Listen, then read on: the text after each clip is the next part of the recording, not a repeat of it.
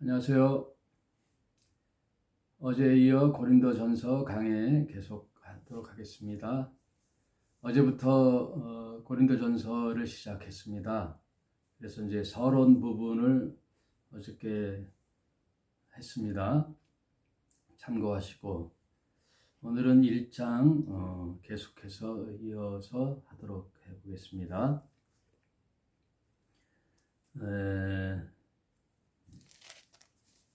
1장 1절에 이제 문안 인사를 하는데 예수로부터 사도로 부르심을 입은 바울과 그 형제 소스데네는 하고 이제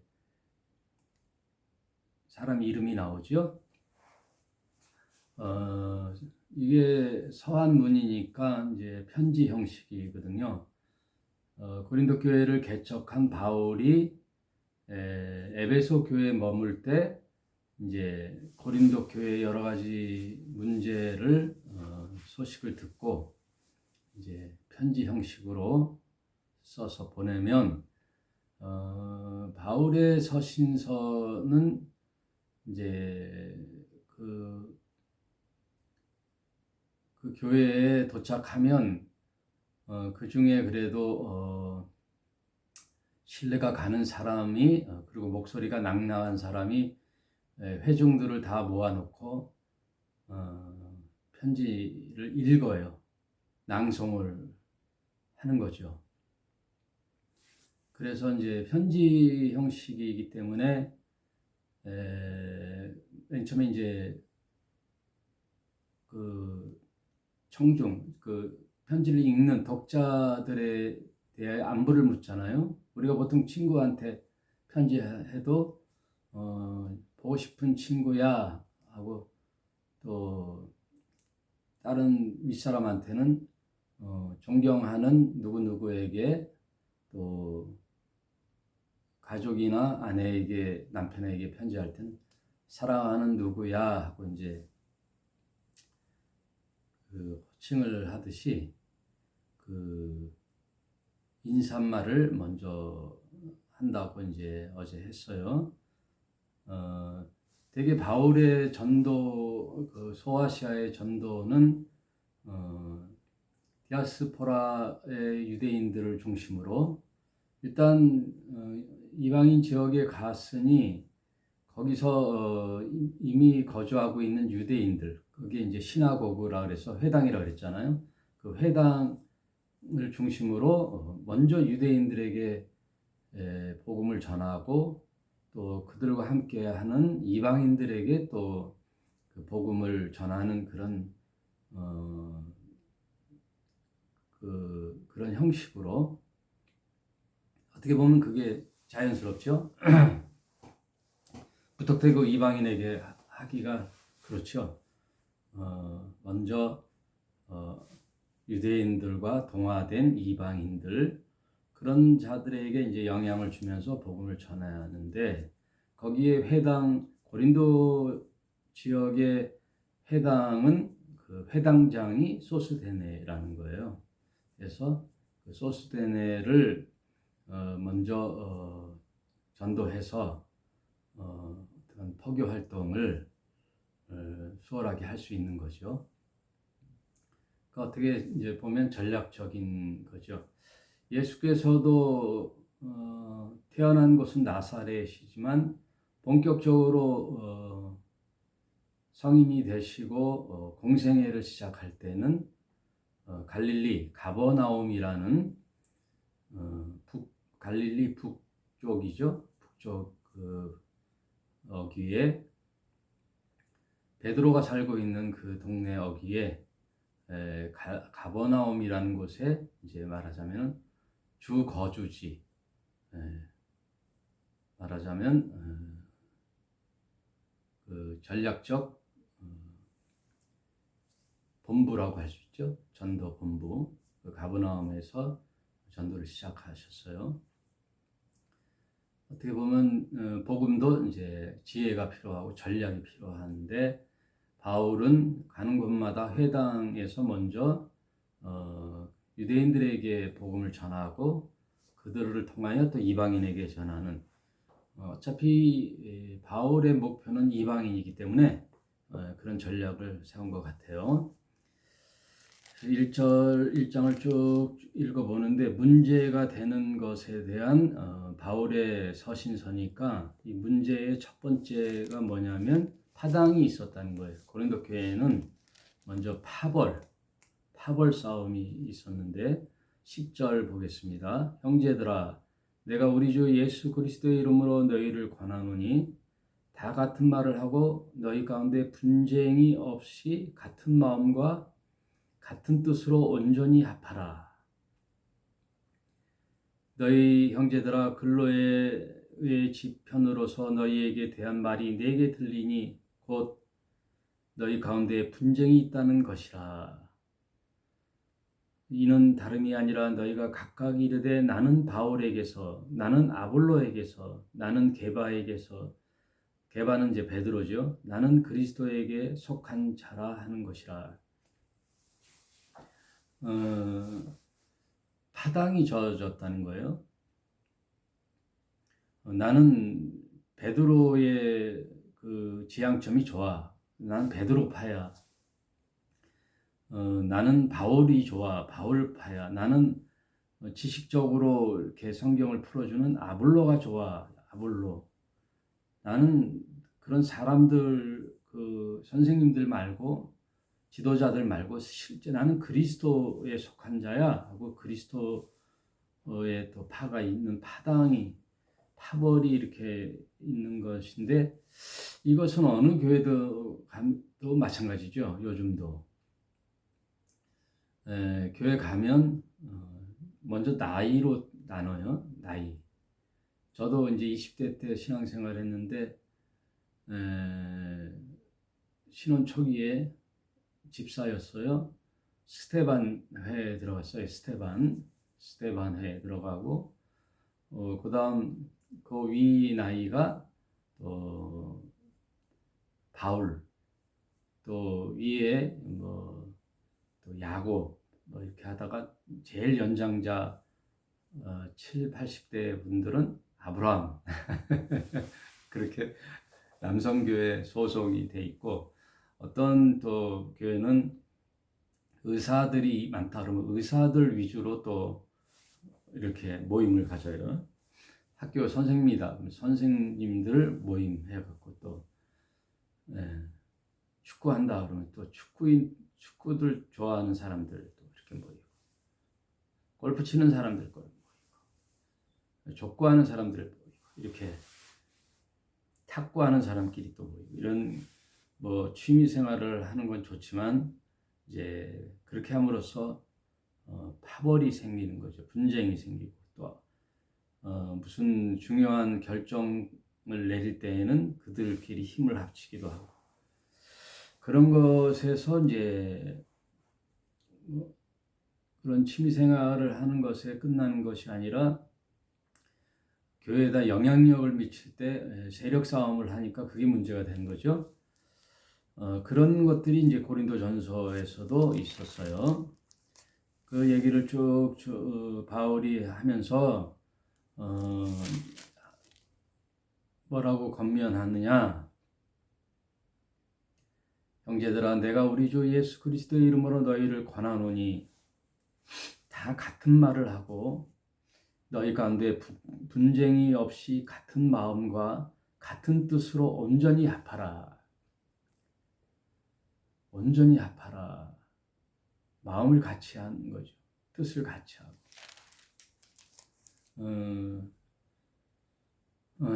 지금 작금의 우리 주변의 문제도 그거예요. 가장 심각한 게 뭐냐? 진영 논리죠. 정치 진영 논리. 나는 민주당을 지지해. 나는 국힘당을 지지해.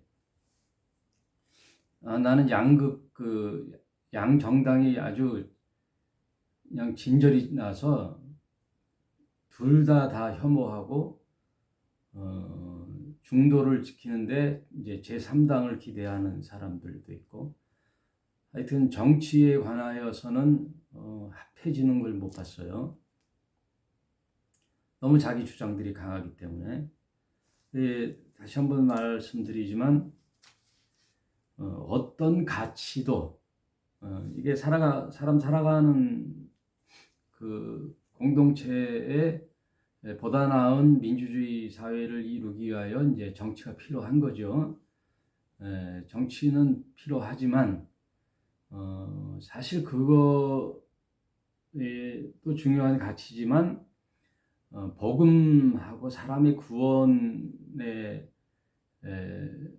사람을 살리는 이 세상 살아가는 동안에 어떻게 사람답게 살아가느냐 그 가치도 중요하지만 그보다 더 중요한 건 우선은 복음이죠. 복음.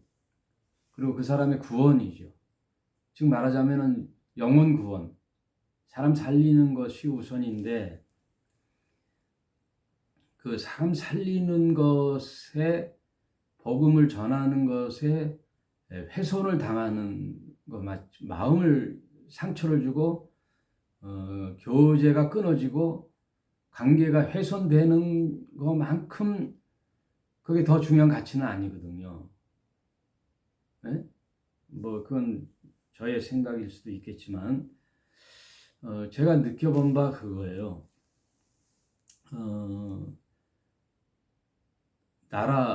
심지어 나라보다 더 앞서야 되는 거죠. 여러분 출애굽 당시에 그 여리고성에 기생 라합이라고 있었잖아요. 기생 라합이 어떻게 객관적으로 보면은 자기 민족을 배신하고 이스라엘 민족에게 정보를 제공하고 그들의 간자를 숨겨주는 거잖아요. 그건 결국은 자신의 민족과 자신의 나라를 배신하는 행위인데 그 배신하는 행위보다 더 중요한 가치가 뭐냐? 자신의 구원이거든요. 사람의 구원.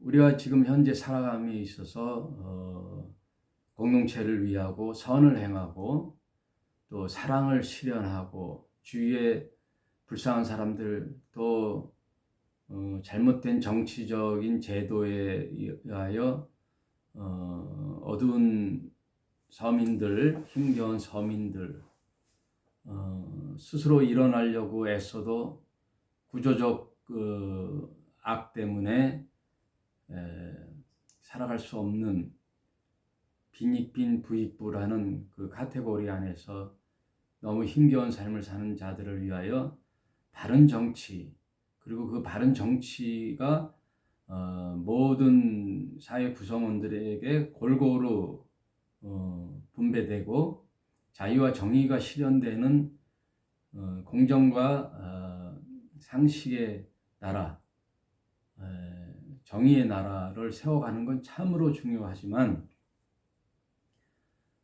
그게 우리의 가치의 전부는 아니거든요.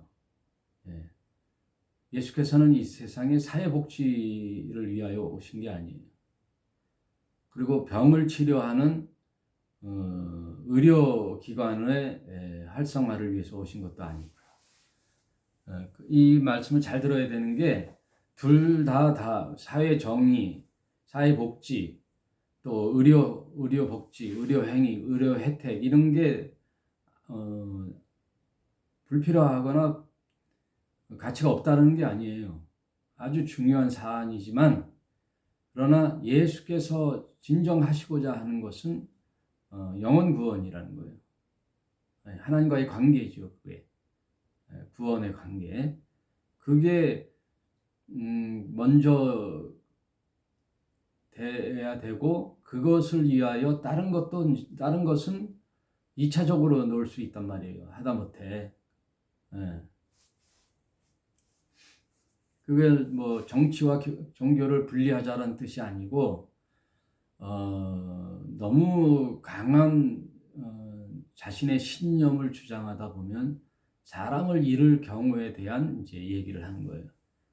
내 가치관과 내 정치적 신념, 사회적 신념에 상대방에게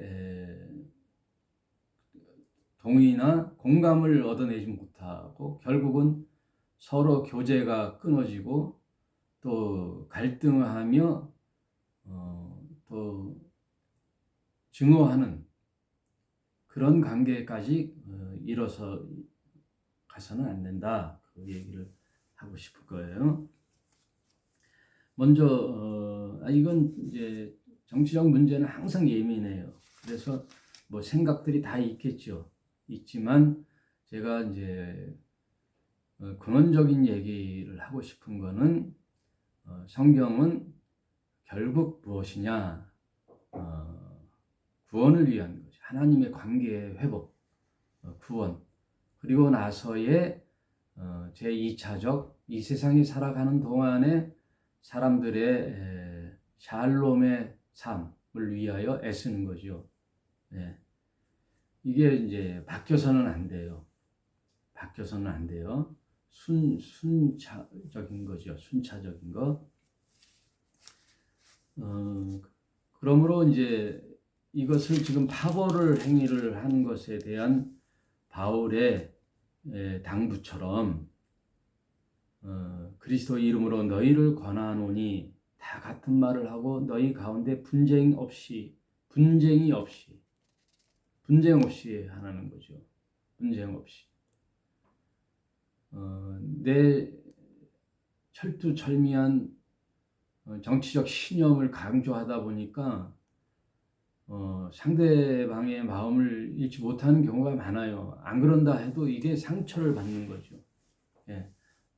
이걸 바꿔서 얘기하면 상대편의 정치적 신념을 가진 자도 마찬가지죠. 예. 자신의 신념을 포기하지 못해요. 양보하지 못해요. 또 생각해 보지 못해요. 서로 주장하는 거죠. 양극단이죠. 양극단이죠. 그래서 결국은 증오 정치, 혐오 정치가 되는 거죠. 적대적 관계가 되는 거죠. 과연 무엇이 옳은가를 한번 깊이 생각해 봐야 돼요. 지금 제 생각도 틀릴 수가 있어요.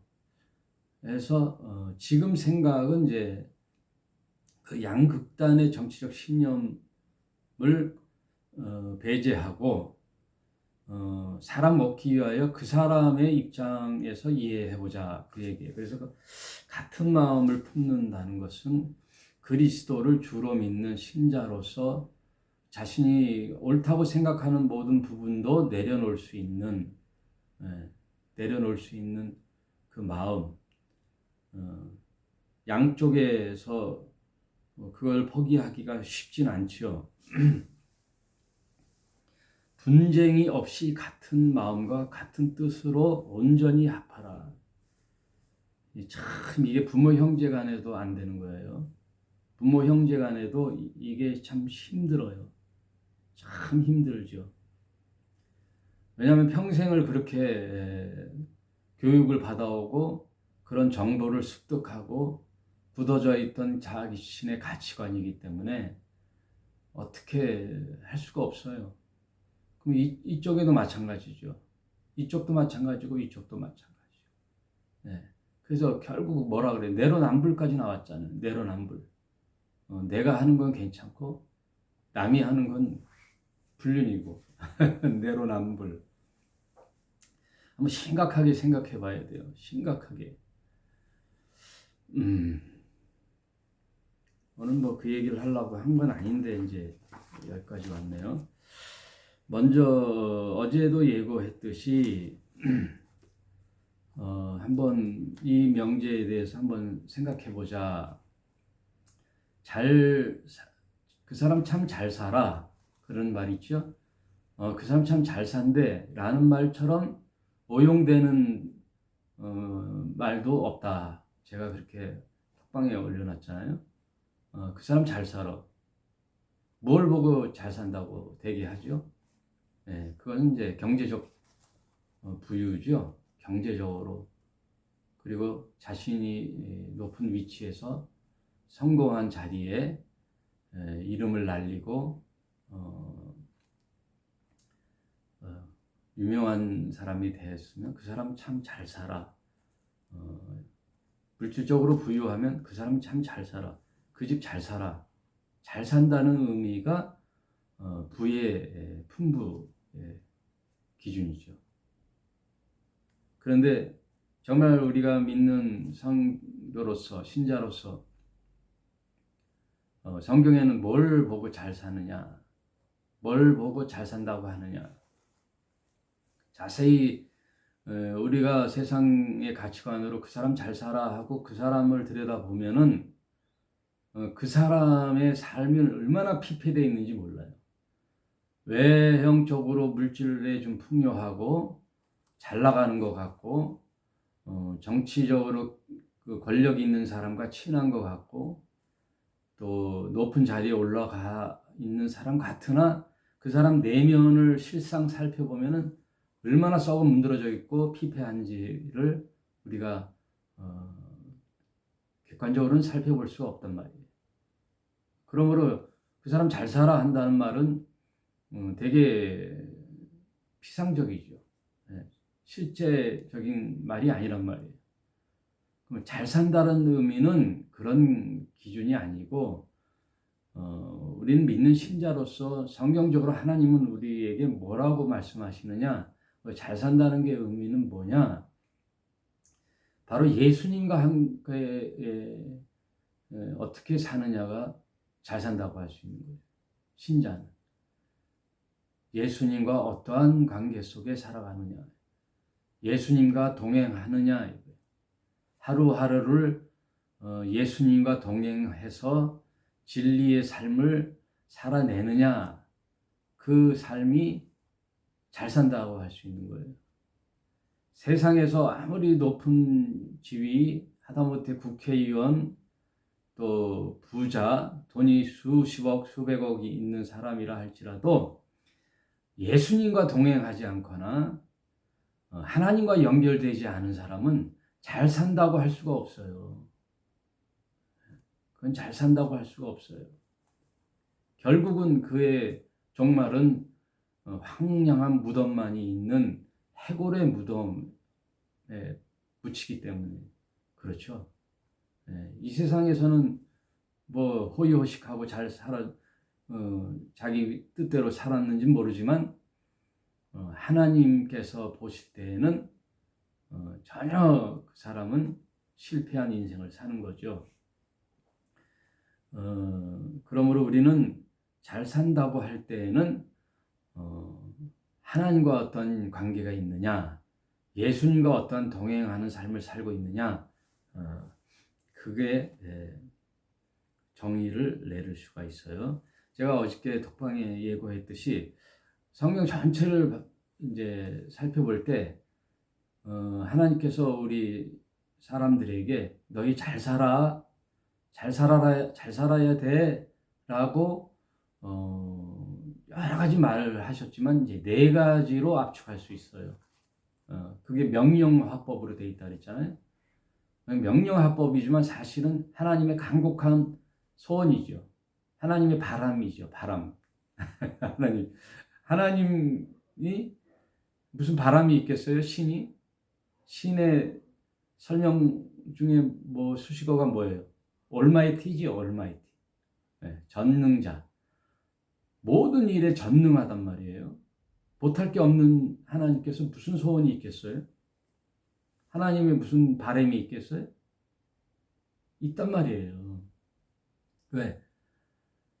하나님 모든 것을 할 수 있지만 우리에게 하나님과 닮은 성품을 줬는데 우리 인간만큼은 하나님이 자주우지 못하는 거예요. 우리 인간의 마음만큼만 하나님이 별도로 당신의 성품을 담게 하여 각자의 객체로 만들어 놨단 말이에요. 그게 무슨 뜻이에요? 자유의지를 줬다는 거예요. 자유의지. 그래서 인간에게 하나님은 당신의 뜻을 밝힘으로써 그런 인간들을 하나님과 공감하고 하나님 마음에 합한 자를 찾아내는 거예요. 그게 창세기부터 계시록까지 하나님이 두루 견지하시는 거예요. 세상을 보시면서 그런 사람들을 바라시는 거예요. 은근히 바라시는 거예요. 하나님께서. 인간 본연의 창조의 목적이 뭐예요? 하나님 당신과 교제하고 하나님의 형상을 닮아 하나님의 뜻을 실현하며 인간에게 행복을 주는 그 에덴의 동산, 행복의 동산, 기쁨의 동산을 하나님이 선물로 주시는데 결국 에덴의 그 본질의 목적과 실상은 어디예요? 하나님 나라거든요. 하나님 나라. 하나님 나라를 가시적으로 이 땅에 눈에 보이는 세상으로 만들어준 곳이 에덴 동산이거든요. 그 에덴 동산이 실패하여 실낙원 했잖아요. 그러나 다시 복낙원 하는 게 하나님의 성경의 플랜이에요. 계획. 실낙원한 에덴을 다시 회복하는 복낙원. 그 복낙원은 결국 이 땅에 다시 한번 에덴 동산이라는 것을 회복하되 결국 가는 최종의 목표는 새하늘과 새 땅. 그게 요한계시록의 새하늘과 새 땅이죠. 그러면서 이 성경의 이 과정 속에 하나님이 당부하는 너희는 이렇게 살았으면 좋겠다라는 당부가 있어요. 그게 명령화법인데 첫째는 뭐예요? 거룩하라는 거거든요. 거룩하라. 지금 네 가지 질문을 이제 명령을 살펴볼 텐데 여러분 스스로 늘 점검하시는 질문이 돼야 돼요. 늘 매일매일 하면 더 좋고 한 달에 한 번 해도 좋고. 첫째, 거룩하라. 거룩하라는 게 첫 번째 하나님의 당부였거든요. 거룩하다는 말은 세상으로부터의 그 구별된 삶을 뜻하기도 하지만 결국 뭐냐 하면 하나님과의 연결이 돼 있느냐 이거예요. 하나님과. 항상 세상 종교하고 우리가 믿는 이 기독교하고의 분기점, 이 달라지는 이 출발점이 뭐냐면 우리는 하나님과 연결이 됨으로 내가 거룩을 덧입는 거예요. 덧입는 것. 마치 알몸이 된 아담과 하와에게 짐승이 대신 죽어 그 짐승의 가죽옷으로 덮어주듯이 우리의 부족한 거, 우리의 그 민낯, 낱낱한 그 죄의 범죄에 대한 실상, 죄에 대한 결과의 죽음, 이런 것을 하나님께서 덮어주는 거예요. 그러므로 내가 할 수 없는 거예요. 하나님이 해주셔야 돼요. 그게 은혜예요. 세상 종교는 어떻게 해요? 내가 하는 거예요. 내가. 출발이 달라요. 거룩은 저 깊은 산 속에 가서 폭포수에서 내 몸을 잘 정갈하게 닦고 계속 나의 불순물을 내보내고 내 잡념을 내어버리고 계속 번뇌하여 세상의 가치관을 다 쏟아부어서 결국은 수행의 끝에 해탈한 그런 모습이 아니고 처음부터 우리의 실상 속에 하나님이 우리에게 연결되어지는 거예요. 하나님이 우리에게 입혀주는 거예요. 하나님 당신의 거룩의 옷을 입혀주는 거예요. 그러므로 우리가 하나님의 손을 잡으면 거룩해지는 거예요. 세상 종교는 무엇을 잡으면 불결하거든요. 뭘 잡으면 불결해. 그래서 씻어내야 되는데 우리는 잡아야 돼. 외부로부터 와야 돼. 외부로부터 와야 돼. 그게 거룩이에요. 거룩은 하나님의 단어거든요. 나에게는 거룩의 모습이 전혀 없어요. 내 사전에는 거룩의 단어가 없어요. 아무리 노력해도 거룩이란 단어를 찾을 수가 없어요. 이 거룩 이꼬로 구원이거든요. 구원은 하나님께서 해주셔야 돼요. 거룩은 하나님이 입혀주시는 거예요. 그러므로 우리에게 거룩하라 그 말은 하나님께 구하라 라는 뜻이에요. 하나님께 손 내밀어라. 하나님과 관계를 회복하라 그 얘기예요.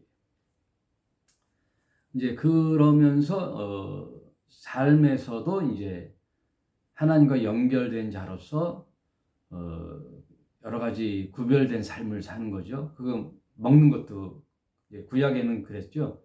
먹는 것도 막 공동체에 위협을 주는 그런 전염병을 일으키거나 급히 상하거나 그런 것들 먹는 것에 대한 구별도 했죠.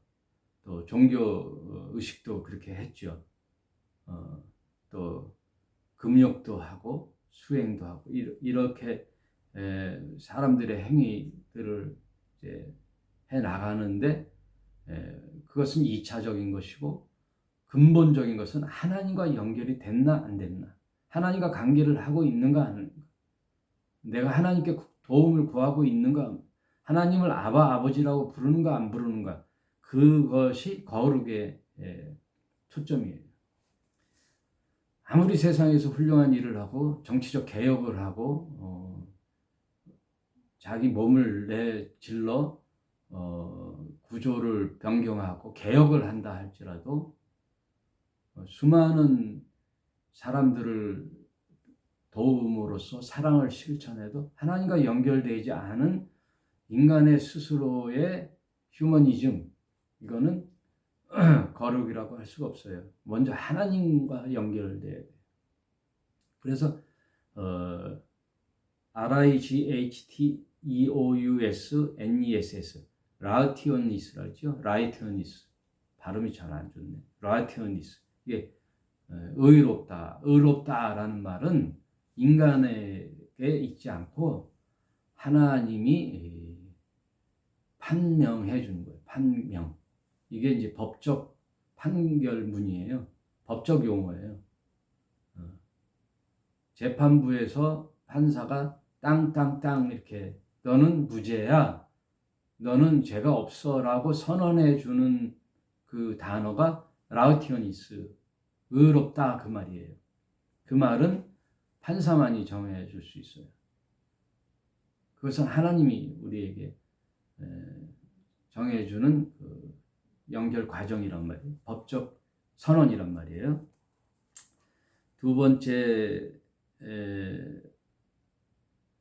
성경을 쭉 구약을 대표하는 게 그 거룩이에요. 두 번째, 예수께서 이 땅에 오셔서 하나님 대신하여 대행자로 오셨잖아요.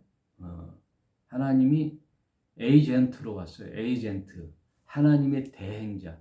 하늘과 땅의 모든 권세를 그 아들 예수에게 대리, 에이전트로 줘서 권한을 예수께 줬는데, 그 아들 예수가 이 땅에 와서 우리 신자들, 이 사람들에게 뭐를 선언했느냐?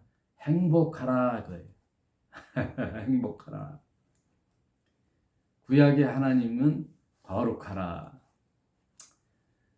두 번째 하나님은 행복하라, 행복하여라. 그게 이제 산상수훈의 세상 가치의 행복하고 전혀 다르잖아요. 여러분, 마태복음 5장 읽어보세요. 심령이 가난한 자가 복이 있나니, 가난한 자가 복이 있어요. 뭐가 가난해? 심령이. 마음이 부자면 행복하다 그러잖아요, 세상은. 그게 아니라 갈급한 자가 행복하다는 거예요. 뭐에 대한? 영적 갈급함. 내 인간 스스로 살 수 없어 하나님 당신의 무한한 부요를 공급받고 싶습니다. 내 피폐한 영혼, 내 갈급한 영혼에 당신이 오셔서 채워주소서 하는 그 갈급한 심령, 목마른 사슴처럼 영혼의 갈급한 자가, 가난한 자가 행복하다는 뜻이에요. 그리고 의에 줄이고 목마른 자가 행복하고, 마음이 온유한 자가 행복하고, 다 뭐냐? 마음에 관련된 거예요. 마음, 심령. 네. 또 심령이 깨끗한 자가 행복하고, 또 의에 줄이고, 또 화평을 도모하면서 이 세상에서 나만의 삶이 아니라 이웃 간의 관계에서의 화평을 도모하는 그런 자들이 참 행복한 것이고, 상생을 도모하는 자가 행복한 것이고, 결국은 이 모든 행복에 근원인 예수와의 관계의 행복이기 때문에 복음을 위하여 고난을 받거나 핍박을 받는 자는 행복하여라. 행복을 선언했거든요. 우리의 삶은 행복이거든요. 정말 이것은 물질로서의 초월과 이 세상의 성공으로서부터의 초월과 모든 것에부터의 초월이죠. 네. 진정 내가 원하는 행복은 평생 육신의 정욕, 안목의 정욕, 이생의 자랑을 쫓고 살아봤지만 행복하지 않았다. 그래서 그 행복의 원천인 영적 행복의 원천 예수 그리스도를 갈구하는 하늘을 갈구하는 그 삶이 정말 행복한 삶이었다. 그래서 이제 행복하라.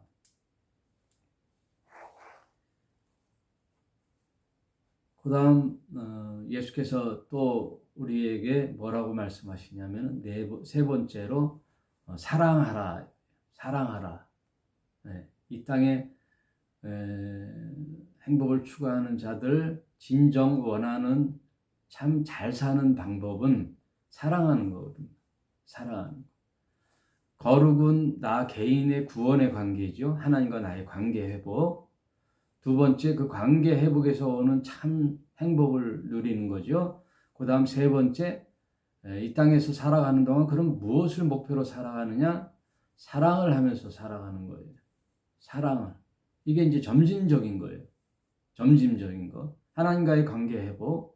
그리고 나부터 행복해지는 거잖아요. 내가 추구하는 것이 하나님께서부터 오는 하늘의 부요함이니까 행복하여지면 이제 그 행복을 나눠주는 사랑의 관계로 가는 거예요. 사랑. 사랑의 관계에 있었을 때 그것을 뭘 원하는 거냐면 진심을 원하는 거거든요.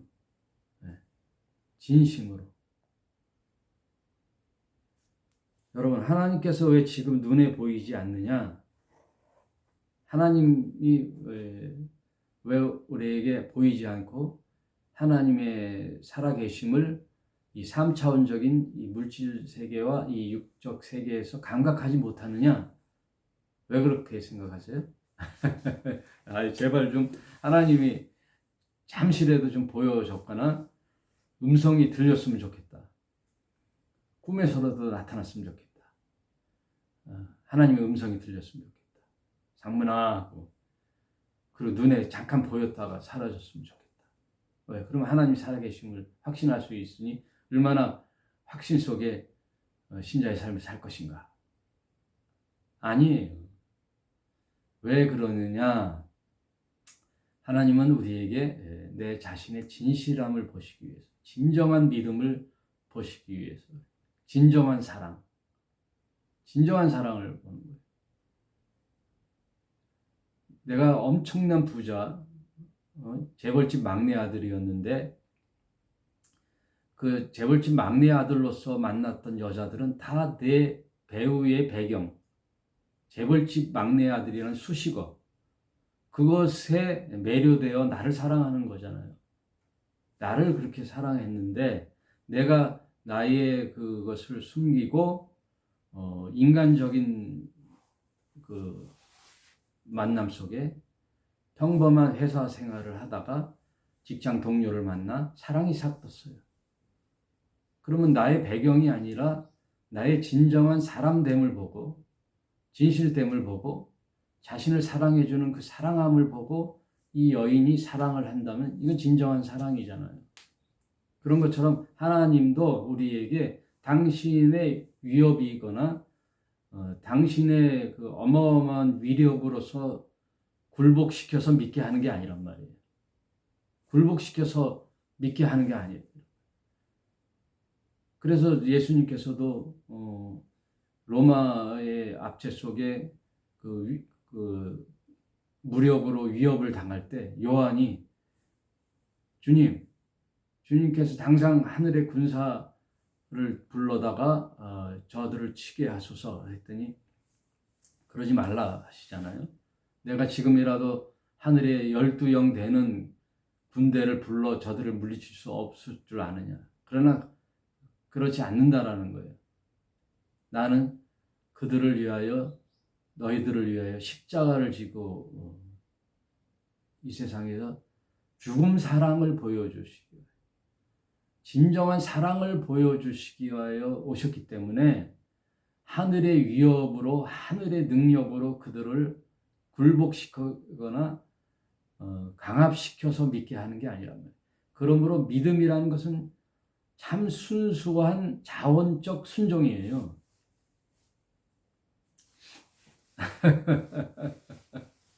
그러므로 사랑을 보시는 거예요. 하나님께서 사랑을, 진정한 사랑을 보시기 위하여 우리에게 기회를 주는 거예요. 사랑. 내 마음의 중심을 보는 거예요. 하나님께서. 그래서 여러분 지금 개신교의 가장 심각한 거짓말이 뭐냐면 예수 믿고 구원받으세요. 예수 믿고 구원받으세요. 이 시와 공식이 아니에요. 하나님 나라는 자동문이 아니에요.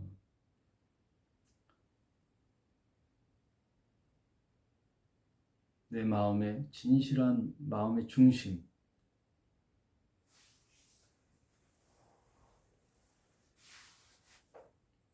그래서 지금 개신교에서 전도의 방법으로 뭘 해요? 사영리라는 책자, 조그만 책자 있잖아요.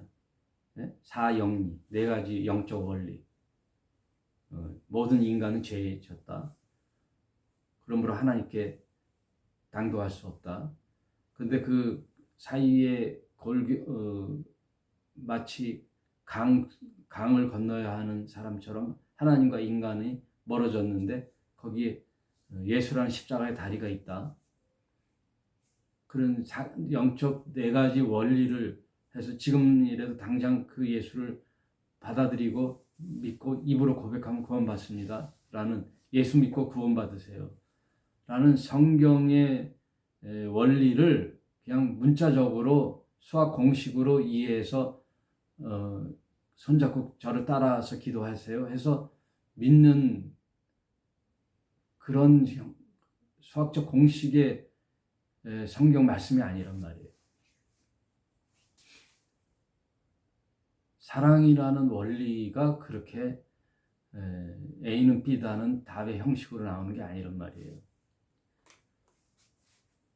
진정 십자가의 예수 죽음 사랑을 알고 이 세상에서 참 삶이란 뭘까, 잘 산다는 게 뭘까를 끊임없이 고민하다가 만난 그 예수, 그 예수님의 진정한 사랑에 내 마음이 눈높둥도가 그 하나님 사랑 체험하고 그 사랑에 놀라워서 나의 모든 인생의 가치관이 전도되고 내 삶이 바뀌는 그 엄청난 사건, 진정한 사랑, 그 사랑 앞에 순종하는, 자원하는 순종의 삶, 그게 믿음이란 말이에요.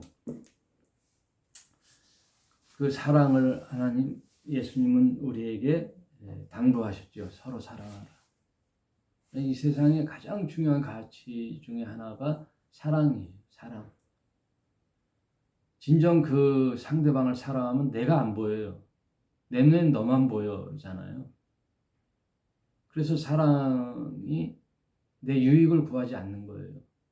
내 유익을 구하지 않고 상대방에게 무례히 행치 않는 거예요. 강요하지 않아요. 무례히 행치 않아요.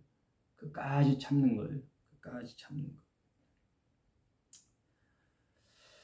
이 주제 하나하나로 뭐 여러 가지 얘기를 하고 또 이 글을 잘 쓰는 분은 책 한 권씩 낼 수도 있는 그 중요한 주제인데 오늘은 통틀어서 한번 생각해 보는 거예요. 성경을 통하여 우리에게 당부하시는 하나님의 말씀이 무엇인가 사랑하라 하거든요. 사랑하라. 사랑하라. 그 사랑은 진정한 사랑의 자원하는 마음, 자유의지를 줬단 말이에요. 자유의지. 그래서 마지막으로 성경에 우리에게 하나님이 주시는 선물, 그게 명령이잖아요. 명령어. 뭐 하라. 안 해도 되는 게 아니에요. 그 대신 우리의 순수한 나의 동의를 얻는 거죠. 강압적인 게 아니라. 마지막으로 당부하는 게 뭐냐? 자유하라는 거예요. 자유. 모든 거로부터의 자유거든요. 인간에게 하나님이 가장 크신 선물은 뭐냐? 자유거든요.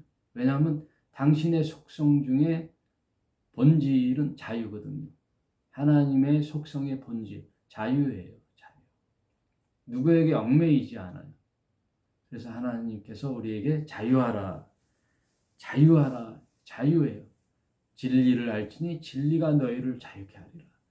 하나님을 진심으로 알고 예수 그리스도의 수많은 진리의 말씀을 곱씹고 묵상하고 깨달아 알 수 있다면 결국에 알아차리는 단어는 자유거든요. 자유.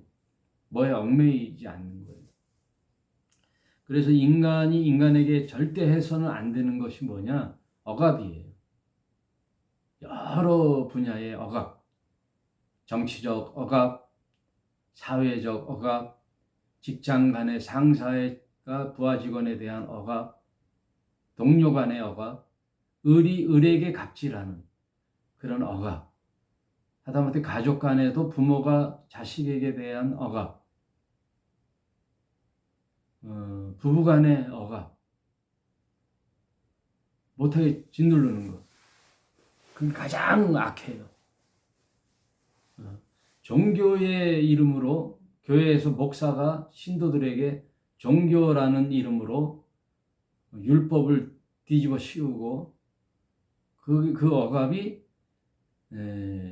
가장 악랄하기 때문에 예수님이 오시자마자 신랄하게 비판한 것이 유대교의 종교 지도자 이놈의 새끼들이거든요. 이놈의 새끼들아. 그러면서 뭐라 그랬어요? 독사의 새끼들아. 이 독사의 새끼들아 하면서 대제사장 그룹과 종교 지도자들, 그 당시 유대교에는 한 2만 명이 지도자들이 있었는데 싸그리 예수께서 그들의 종교적 억압, 그 하나님의 이름으로 자신의 육적인 탐욕을 채우는 그들을 신랄하게 비판하는 거예요. 신랄하게. 그들이 바리새인이요. 대제사장 그룹들이잖아요. 그럼 오늘날로 보면 뭐예요? 교회 목사들이 다 억압을 하는 거거든요. 이렇게 해야 됩니다. 이렇게 해야 됩니다. 처음에는 뭐 선의로 했다고 하더라도 결국은 뭐예요? 그래야 교회 잡아두고 교회 부흥하고, 교회 부흥하면 어부지리로 자기 좋아지잖아요. 생활에 안정이 되고.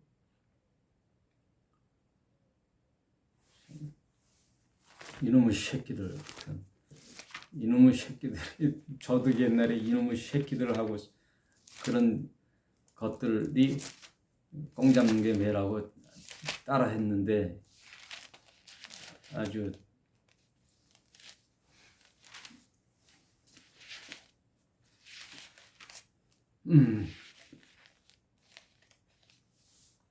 보세요. 예수께서 뭐라고 하느냐.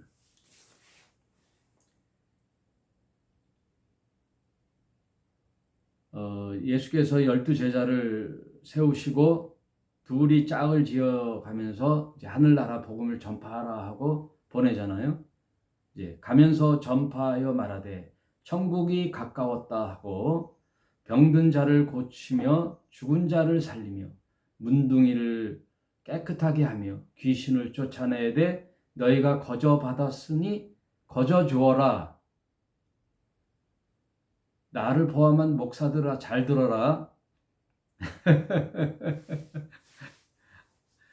예수님의 명령이에요.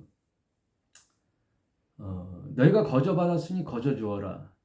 너희 전대란 뭐냐면요, 허리에 이렇게 딱 차는 거예요. 옛날에 우리 벤또가 있었잖아요. 초등학교, 국민학교 때. 거기다 도시락을 포대기를 둘둘둘 말아가지고 허리에 딱 차면 안 떨어지잖아요.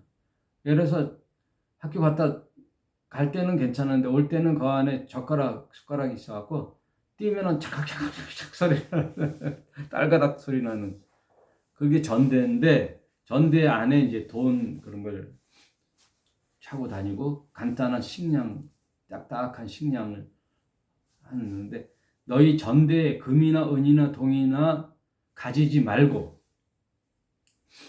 그 전대에 금이나 은이나 동이나 가지지 말고, 이거는 뭐냐, 돈이에요, 돈. 여행을 위하여 주머니나 두벌 옷이나 신이나 지팡이를 가지지 말고. 이야, 이게 여행을 위하여 최소한의 여벌의 옷, 팬티, 신은 하나 더 챙기고, 지팡이는 굉장히 중요하잖아요. 산을 가다가 뭐 짐승을 만난다든지 불안당을 만나면은 무기로 사용해. 그러니까 다 갖는 거예요. 여행을 위하여 주머니나 두벌 옷이나 신이나 지팡이를 가지지 말라.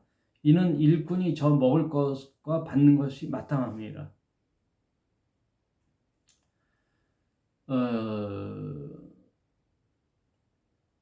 탁발이라고 해서 그 불교에서는 이제 이 속세의 내로와 목탁을 두드리면 그 뒤에 전대, 이 불자들은, 이 스님들은 뒤에다가 차잖아요. 그러면 거기다 쌀을 퍼주거나 뭘 주는데, 그걸 이제 하라 그러는데 예수는 하지 말라 그러는 거예요. 지금 뭐든 갖지 말고